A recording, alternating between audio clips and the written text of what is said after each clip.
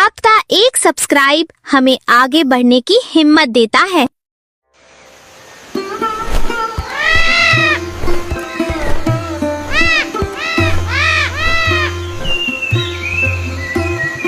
कमलपुर गांव के चौराहे पर एक छोटा सा ठेला था।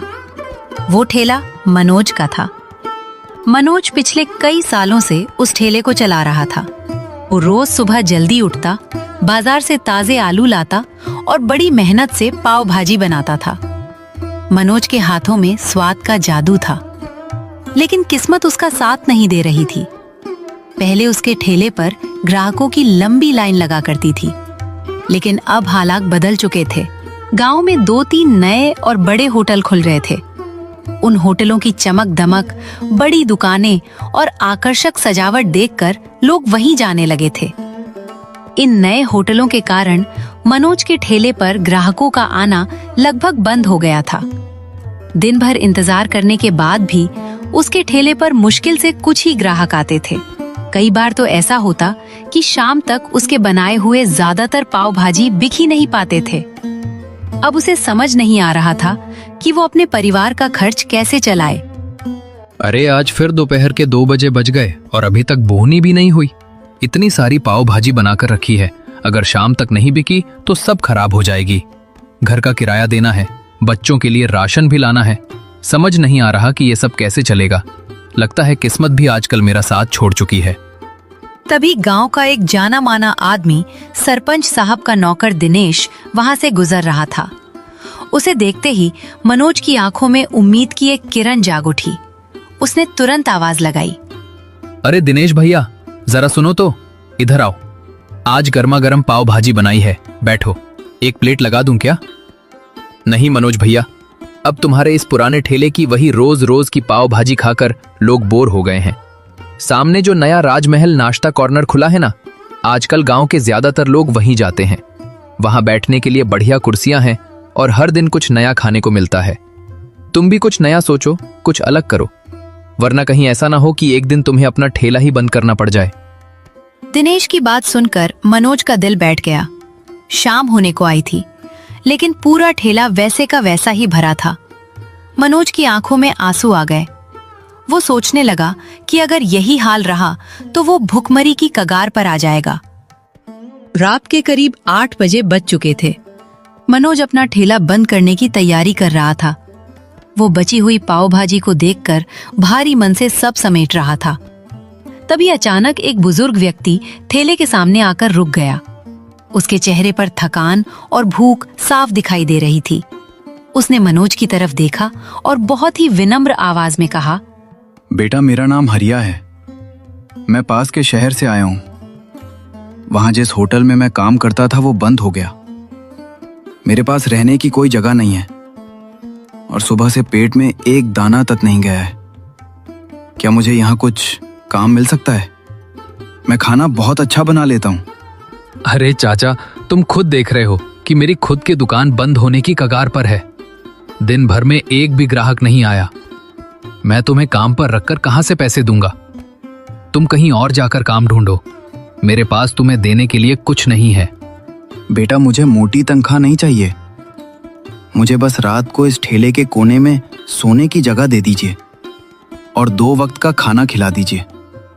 मैं आपके ठेले का पूरा काम संभाल लूंगा, बर्तन धोने से लेकर खाना बनाने तक। जो कहोगे वो सब करूंगा। प्लीज मुझे मना मत कीजिए, बाहर बहुत ठंड है। मनोज ने हरिया की तरफ देखा। उसकी आंखों में ईमानदारी और लाचारी साफ दिखाई दे रही थी। मनोज का दिल पिघल गया। उसने सोचा कि खाना तो वैसे भी बच ही गया है, इसे फेंकने से अच्छा है कि किसी भूखे का पेट भर जाए। ठीक है चाचा, रो मत। सामने जाकर हाथ मुंह धो लो। ये पाव भाजी बची हुई है, इसे भरपेट खा लो। आज रात यहीं सो जाना, कल सुबह से काम पर लग जाना। लेकिन याद रखना, जब मेरे पास पैसे होंगे मैं तभी तुम्हें कुछ दे पाऊंगा। आपका बहुत बहुत धन्यवाद मनोज भैया। आप मेरे लिए फरिश्ता बनकर आए हैं। मैं आपकी इस भलाई का कर्ज जरूर चुकाऊंगा। कल मैं आपको एक ऐसी चीज बनाकर खिलाऊंगा जो आपने इस पूरे गांव में कभी नहीं खाई होगी। पर मनोज को ये नहीं पता था कि यही हरिया उसके ठेले की किस्मत बदलने वाला है।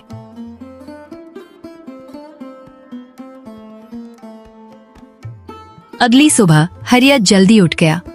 उसने पूरे ठेले की साफ सफाई की, बर्तन चमकाए और मनोज के आने से पहले सारा काम खत्म कर दिया। मनोज जब ठेले पर पहुंचा तो इतनी सफाई देखकर बहुत खुश हुआ। मनोज भैया, आज आप ये पुरानी वाली पाव भाजी मत बनाइए।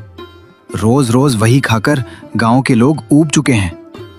आज मैं आपको एक ऐसा आइडिया बताता हूँ जिसके बारे में इस पूरे गांव में पहले किसी ने सुना भी नहीं होगा। क्या आइडिया है हरिया चाचा, जल्दी बता। भैया, हम 20 रुपए में अनलिमिटेड पाव भाजी देंगे। मनोज की आंखें फटी की फटी रह गईं। क्या 20 रुपए में अनलिमिटेड? हरिया चाचा, तुम पागल हो गए हो क्या? अगर लोग अनलिमिटेड खाने लगे तो मैं तो पहले ही दिन बर्बाद हो जाऊंगा। इतना आलू, इतना तेल, इतना मसाला, सबका खर्चा कौन देगा? भैया, आप मेरी पूरी बात सुनो। गांव में मजदूर हैं, किसान हैं, छोटे छोटे काम करने वाले लोग हैं जिनके पास ज्यादा पैसे नहीं होते, लेकिन भूख सबको लगती है। अगर हम इन्हें सिर्फ 20 रुपए में जितना चाहो उतनी पाव भाजी दें तो ये लोग रोज आएंगे, रोज की कमाई होगी। और मैं एक ऐसी स्पेशल चटनी और मसाला बनाऊंगा कि लोग एक बार खाने के बाद दोबारा आए बिना रह ही नहीं पाएंगे। मनोज थोड़ा हिचकिचाया, लेकिन हरिया के आत्मविश्वास को देखकर उसने हामी भर दी। हरिया ने चूल्हा जलाया। उसने मसालों में अपने खास पाउडर मिलाए। आलू की सब्जी में एक सीक्रेट इंग्रेडिएंट डाला जो सिर्फ वही जानता था। और जब उसने कढ़ाई में पाव भाजी तैयार करनी शुरू की तो पूरे नुक्कड़ पर एक ऐसी लाजवाब खुशबू फैल गई जो गांव वालों के लिए बिल्कुल नई थी। तभी वहां से गांव के 2 अमीर दोस्त विक्रम और राजेश गुजर रहे थे। खुशबू सूंघकर उनके कदम खुद ब खुद ठेले की तरफ मुड़ गए। अरे मनोज भैया, आज तुम्हारे ठेले से कैसी अजीब और शानदार खुशबू आ रही है। ये क्या बना रहे हो? खुशबू से तो मुंह में पानी आ गया। अरे विक्रम भैया, आइए जरा बैठिए। आज हमारे नए उस्ताद हरिया चाचा ने एक खास चीज बनाई है, 20 रुपए में अनलिमिटेड पाव भाजी। आप लोग एक बार चक्कर देखिए, मजा आ जाएगा। 20 रुपए में अनलिमिटेड? ये तो कमाल है। चलो भाई, एक प्लेट लगाओ, देखे तो सही क्या चीज है। विक्रम और राजेश ने जैसे ही पहला टुकड़ा मुंह में डाला, उनकी आंखें फटी की फटी रह गईं। वाह मनोज भैया वाह, ऐसा स्वाद तो हमने आज तक जिंदगी में नहीं चखा। ये तो सामने वाले राजमहल नाश्ता कॉर्नर से भी 10 गुना बेहतर है। अरे हरिया चाचा, तुम्हारे हाथ में तो जादू है। मनोज, कल से हम अपने सारे दोस्तों को यहीं लेकर आएंगे। ये 20 रुपए अनलिमिटेड वाला आइडिया तो पूरे गांव में तहलका मचा देगा। देखते ही देखते दोपहर तक मनोज के ठेले पर लोगों की भीड़ जुटने लगी। जो लोग मनोज के ठेले को भूल चुके थे, वे अब 20 रुपए में अनलिमिटेड पाव भाजी खाने के लिए लाइनों में खड़े थे। हरिया लगातार चूल्हे पर हाथ चला रहा था और मनोज काउंटर पर बैठा नोट बटोर रहा था। कुछ ही हफ्तों में मनोज का ठेला गांव का सबसे मशहूर ठिकाना बन गया। मनोज की सारी लाचारी दूर हो गई थी और उसके पास मोटा पैसा आने लगा था। लेकिन जैसे जैसे पैसा बढ़ा, मनोज के मन में लालच और अहंकार भी बढ़ने लगा। वाह, आज तो रिकॉर्ड तोड़ कमाई हुई है। सारा खेल तो इस 20 रुपए अनलिमिटेड वाले आइडिया का है। लोग इसके दीवाने हो गए हैं। लेकिन इस हरिया को मुझे हर महीने पैसे देने पड़ते हैं। अब तो मैंने भी देख लिया है कि ये पाव भाजी कैसे बनती है। वही मसाला, वही आलू, वही सब्जी। अगर मैं खुद ये बनाने लगूं तो हरिया के पैसे बच जाएंगे और सारा का सारा मुनाफा सिर्फ मेरा होगा। अब मनोज हरिया को निकालने का बहाना ढूंढने लगा था। एक शनिवार की रात जब ठेले पर बहुत ज्यादा कमाई हुई थी, हरिया थका हारा ठेले के पीछे खड़ा था।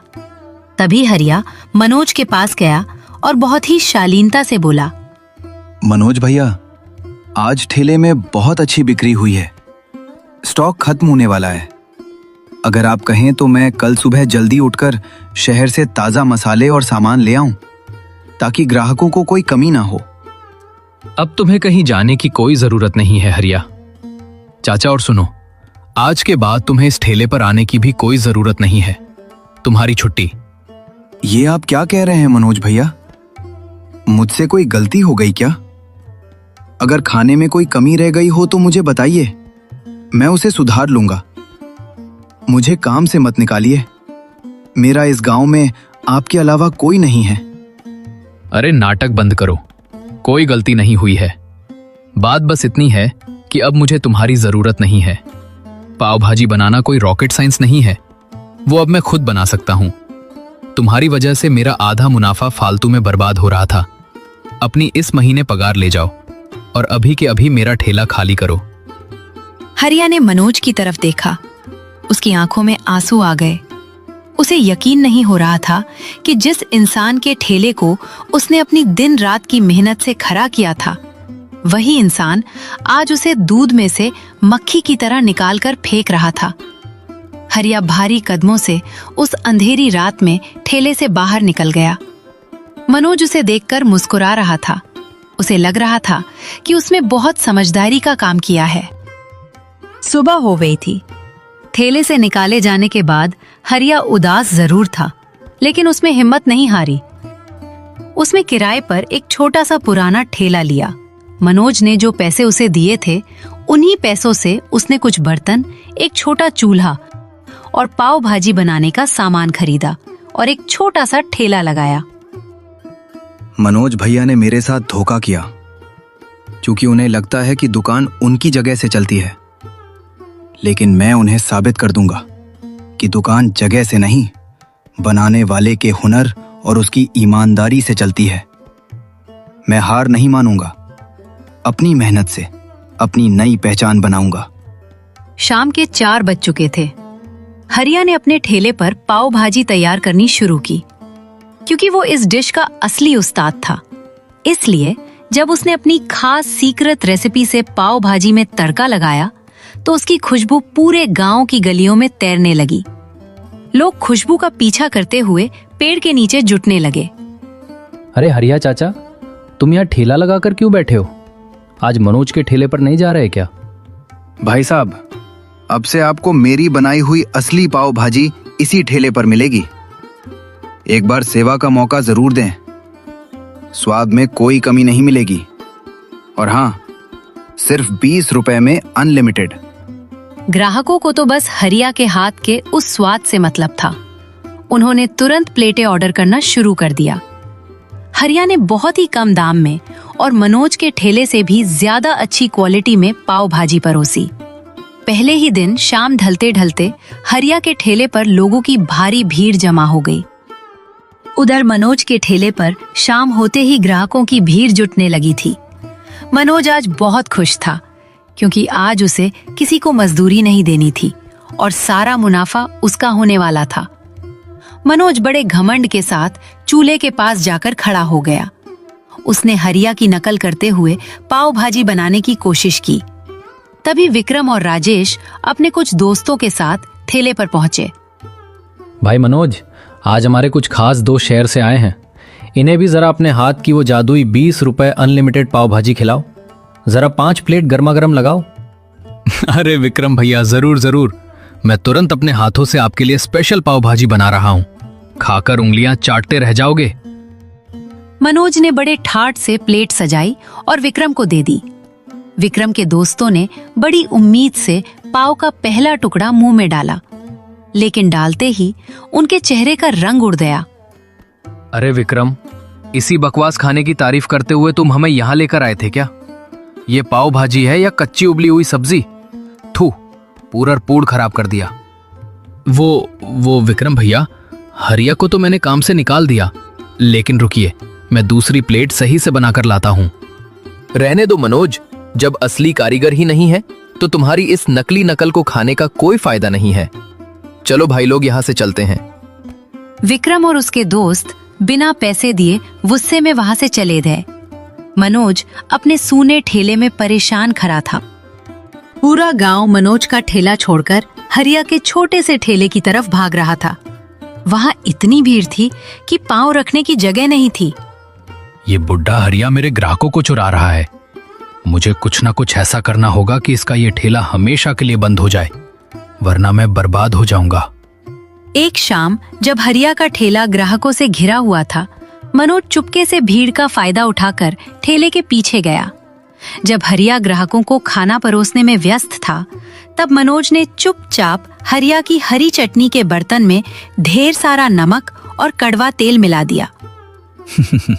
अब आएगा मजा। जब लोग ये कड़वी और खारी पाव भाजी खाएंगे तो थूक देंगे। हरिया का नाम हमेशा के लिए खराब हो जाएगा।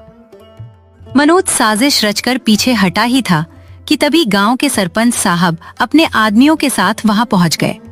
सरपंच साहब को शहर से आए कुछ मेहमानों के लिए हरिया की मशहूर 20 रुपए अनलिमिटेड पाव भाजी पैक करवानी थी। अरे सरपंच साहब, आप इस छोटे से ठेले पर क्यों आए? चलिए मेरे ठेले पर बैठिए, मैं आपके लिए बढ़िया खाना मंगवाता हूँ। चुप रहो मनोज। पूरे गांव को पता है कि असली स्वाद हरिया चाचा के हाथों में है। और वैसे भी हमारे आदमी ने तुम्हें इनके खाने में कुछ मिलाते हुए देख लिया है। नहीं सरपंच साहब, ये झूठ है। मैं तो बस यहाँ से गुजर रहा था। सरपंच साहब ने तुरंत अपने आदमियों को आदेश दिया कि वे चटनी का बर्तन जांचे। जब एक आदमी ने चटनी को चखा तो वह बेहद कड़वी और खारी निकली। मनोज की चोरी पकड़ी जा चुकी थी। धिक्कार है तुम पर मनोज। पहले तो तुमने इस भले आदमी को धोखा देकर काम से निकाला, और अब इसकी कामयाबी देखकर तुम इसके खाने में मिलावट कर रहे हो, तो हम सब बीमार पड़ जाते। आज से तुम्हारा ये ठेला हमेशा के लिए सील किया जाता है। हरिया चाचा, तुम एक ईमानदार और मेहनती इंसान हो। कल से तुम मनोज के उस बंद ठेले की जगह पर अपना खुद का बड़ा रेस्टोरेंट शुरू करोगे। दुकान का सारा लाइसेंस मैं तुम्हें दिलवाऊंगा।